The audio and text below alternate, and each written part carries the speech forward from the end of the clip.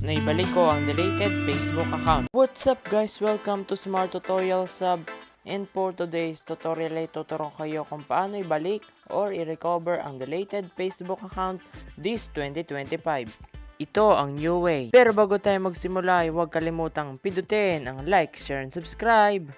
Una po of course ay buksan ang Facebook Lite or Facebook app. Then pindutin po ang login to another account. Then ilagay po dito ang mobile number or email at password ng iyong deleted na Facebook account. Mare-recover mo po ang iyong deleted Facebook account within 30 days nung dinelete mo ang iyong Facebook account. Then kapag okay na po ay pindutin ang login. Then wait for a few seconds. And then mariredirect po tayo dito.